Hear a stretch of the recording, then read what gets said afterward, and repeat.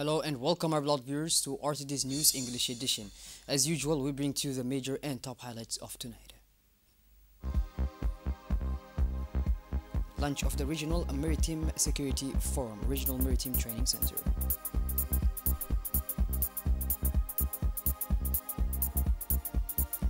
And on the national scene in the Middle East, Egypt and Saudi Arabia call for Middle East truce. Those were the major and top highlights. Welcome back to our newsroom, our beloved viewers. The Prime Minister, Mr. Abdelkader Kamil Mohammed, received at his office an important delegation headed by the Executive Director of the African Development Bank and the Vice President in charge of Regional Development and Integration in the presence of the Minister of Economy and Finance, Mr. Ilyas Musa Dawale. The ADP-AFD delegation, returning from a visit to Assam and Ali Sibih, discussed Djibouti's development priorities, particularly with regard to financing community-based projects aimed at transforming regions while taking into account their specificities. According to Vision 2035, the government of Djibouti is seeking support from the AFDB to finance strategic activities to promote regional development, particularly in priority sectors such as access to water, electricity and energy transition. The AFD is also conducting a study to identify financing needs to support young entrepreneurs. The reception was also attended by Mr. Ali Sileh, Chief of Staff to the Prime Minister.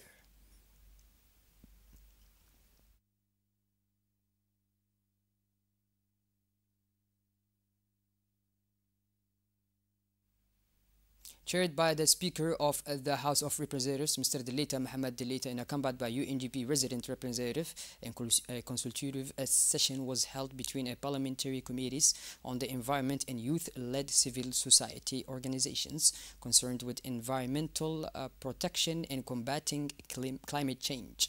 This monitoring session held between youth-led civil society organizations and the Parliamentary Environment Caucus aimed to create a framework for constructive dialogue to exchange ideas and enhance the skills of young leaders. The two deputy speakers of the House of Representatives and members of the Office of the Speaker of the Assembly, as well as heads of standing committees, participated in the event, with young people committed in protecting the environment and combating climate change. For their part, the attendees, including the chair of the Parliamentary Group on Climate, Mrs.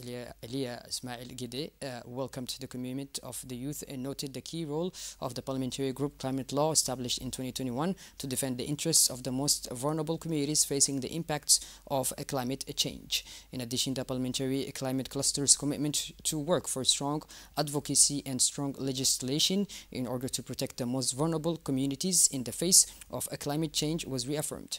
Through this approach, the national representative wishes to position youth from civil society as leading players in the fight against climate change and ensure the sustainability of its commitments by providing a space for dialogue and collaboration with decision makers. In his speech, the Speaker of Parliament emphasized the importance of involving youth in environmental policies, declaring that young people are the heart of our future and our fight against climate change. The Kempinski Palace Hotel on Wednesday hosted a workshop dedicated to the presentation and validation of the National Broadband Development Strategy organized by the Ministry of Telecommunication, responsible for Post and Telecommunications. The event was attended by government figures, including the Minister of Information in charge of Post and Telecommunications, Mr. Radwan Abdullahi Bahdon, the General Manager of Djibouti Telecom, the Director of the Djibouti Multi-Sectoral Regulatory Authority, as well as representatives of Djibouti Telecom and the World Bank, as well as several national and international partners. Participants discussed and made recommendations to improve connectivity through this new national strategy within the framework of the ambitious Djibouti Vision 2035. This workshop aims to make Djibouti a major technological hub in Africa and a leader in the telecommunications sector. The national strategy presented aims to ensure universal access to high-speed internet via FTTH for all citizens, while strengthening the digital infrastructure to support the country's economic, social, and technological development. The validation of the strategy is a crucial step towards an inclusive and prosperous digital future to our country. The government reaffirms its commitment to ensuring that all citizens have access to high-speed, high-quality, accessible, and affordable high-speed internet. In his speech during the event, the director of the Multi-Sector Regulatory Authority praised the importance of this event that will allow for the provision of high-quality and affordable internet for all. For his part, the Minister of Information in charge of Posts and Telecommunications, Mr. Radwan Abdullahi Bahdoun, pointed out the importance of this event in ensuring universal access to high-quality, high-speed internet for all citizens in Djibouti. The U.S. Embassy in Djibouti launched this morning the second installment of support to civil society organizations within the United States Agency for International Development, USAID, project to strengthen civil society participation in the city of Arta. The event, held at the Sunny Hill Center in Arta in collaboration with the Ministry of Interior and the Ministry of Women and Family, aimed to strengthen the role of civil society organizations in community engagement and improve that governance. Speaking at the event, USAID Representative Nancy Otswicki stressed the importance of civil society in supporting development and promoting the decentralization process in Djibouti. She noted that the project launched in November 2021 with a budget of 10 million US dollars focuses on building the capacity of civil society organizations to collaborate with local authorities and communities, with particular attention to issues such as gender-based violence and female genital mutilation. The 20 CSOs in this new batch will receive specialized training as well as grants of $10,000 each to strengthen their activities on the ground. Nancy reiterated the U.S. commitment to supporting a vibrant civic space in Djibouti, noting that every Djiboutian, whether in government or civil society, has an important role to play in development. A number of Djiboutian government representatives, including the Ministry of Women and Family and the Ministry of Interior, also delivered speeches emphasizing the importance of the partnership between the state and civil society organizations to achieve the country's development goals.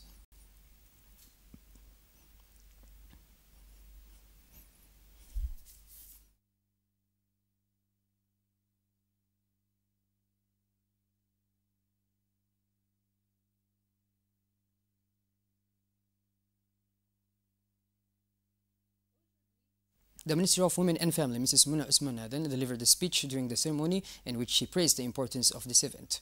The minister emphasized that the government is working on strategies and procedures, but it needs good implementation and integration in the field level. She called on civil society to actively participate to achieve the desired goals. For his part, the Minister of Decentralization spoke about the importance of partnership between the state and civil society to achieve local development. The minister also thanked the associations that were selected in the first phase of the program and are currently working under the project, and urged the second batch to continue their efforts. The Foreign Affairs Committee, chaired by Mr. Abdulrahman Awali Yassin, held an extended working session with the members of the Production and Trade Committee, chaired by Mrs. Ilaya Ismail Agidi Haret, to discuss the law on the ratification of the General Trade Agreement between Djibouti and Ethiopia. The working session took place in the presence of Mr. Mohamed Warsamadiriye, Minister of Trade and Tourism, accompanied by his key aides. After constructive and fruitful discussions, the Foreign Affairs Committee agreed to refer the ratification bill to the plenary session with a favorable opinion. The Djibouti Regional Maritime Training Center launched a forum dedicated to strengthening maritime security and rule of law at sea in Africa to maintain a free and open maritime space towards a free and open Indo-Pacific region. The event brought together many important figures from the maritime and security sector, highlighting the urgency of these issues in the region. Mrs. Mina Hussein Doualeh, director of the Regional Maritime Training Center, opened the forum by emphasizing Djibouti's strategic role as a maritime hub. She emphasized the importance of international cooperation to ensure the security of African sea lanes is essential for trade and economic development. Mr. Obakar Umar Hadi, president of the Djibouti Ports and Free Zones Authority, also shared his views on the need for effective regulation and adequate infrastructure to support economic growth. He highlighted ongoing initiatives to modernize ports and improve maritime logistics. Also present was the Director of Maritime Affairs, Mr. Ali Mirah Shihim Dawood, who highlighted the importance of the rule of law at sea sea to maintain a safe and sustainable maritime environment. The forum allowed participants to engage in constructive discussions on maritime security in Africa and promote the exchange of experiences and good practices. Participants stressed their willingness to collaborate to develop effective strategies to ensure the security of African seas and support the prosperity of the region within a complex international framework.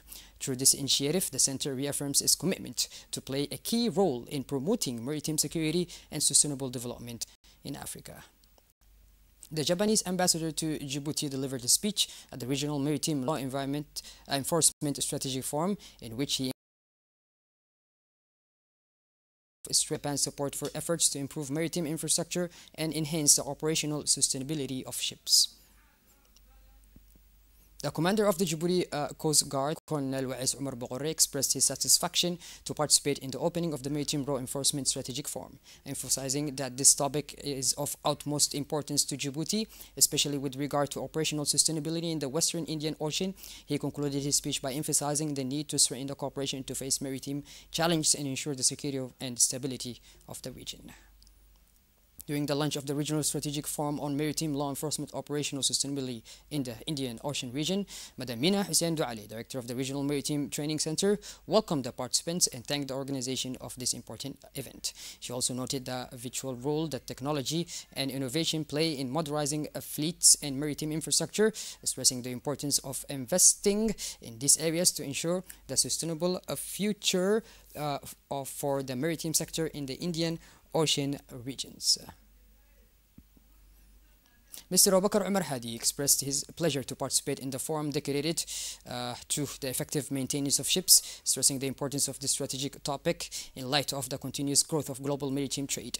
In his speech, he noted that maritime trade accounts for 80% of global trade, making optimal fleet management essential not only for the global economy but also for the protection of the maritime environment. He emphasized the importance of regular maintenance of ships to ensure the sustainability of maritime operations.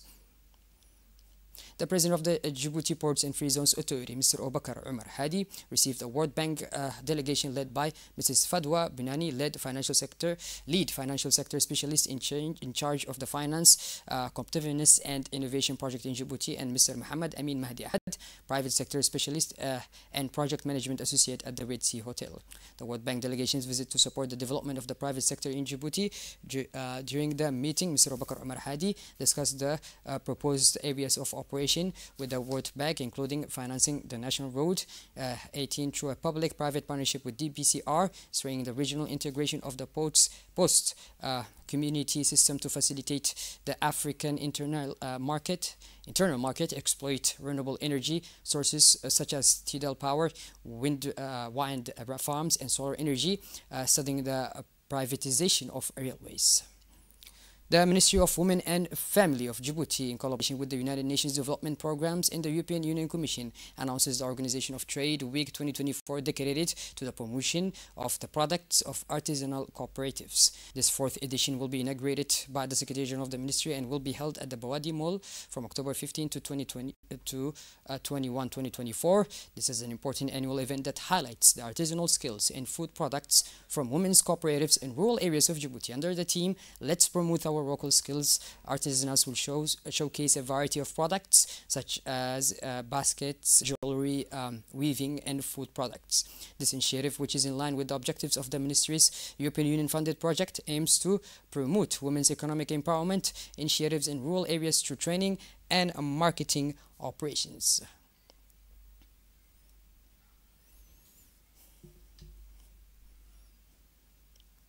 The Real Estate and Land Development Company, SIAF, and Global Djibouti Diaspora have entered into a strategic partnership to encourage Djiboutian expertise to invest in real estate, facilitating their participation in the country's development. Thanks to this agreement, SIAF will provide expertise members with favorable conditions to acquire lead access, a thriving new urban center, and benefit from high-quality infrastructure and public utilities. In addition, informative workshops will be organized to showcase the numerous real estate opportunities available in Djibouti. This partnership reflects a shared commitment to sustainable development by enhancing the economic and social role of expertise in the country's development.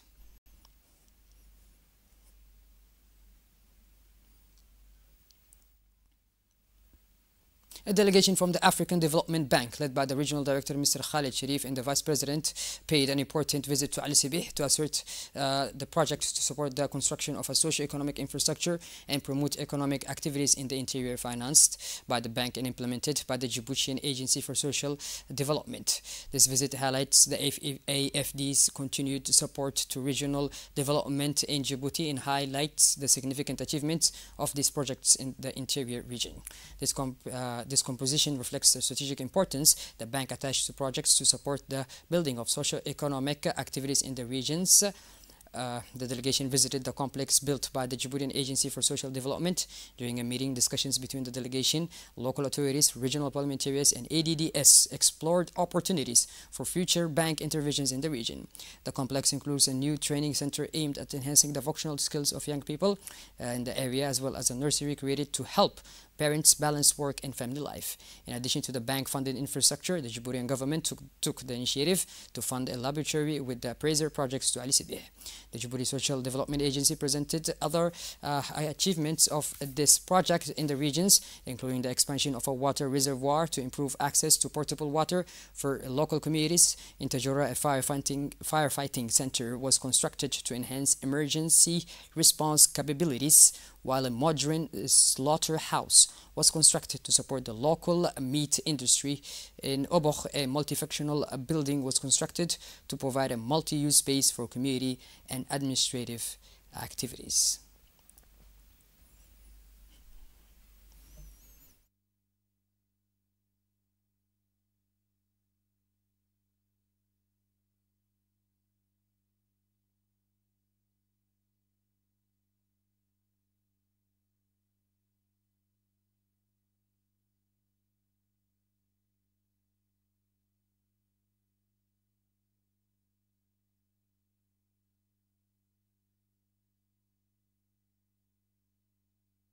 Shifting towards the international scene now, Saudi Crown Prince Mohammed bin Salman arrived in Cairo on Tuesday, where the situation in the Gaza Strip and Lebanon topped his talks with Egyptian President Abdel Fattah al-Sisi.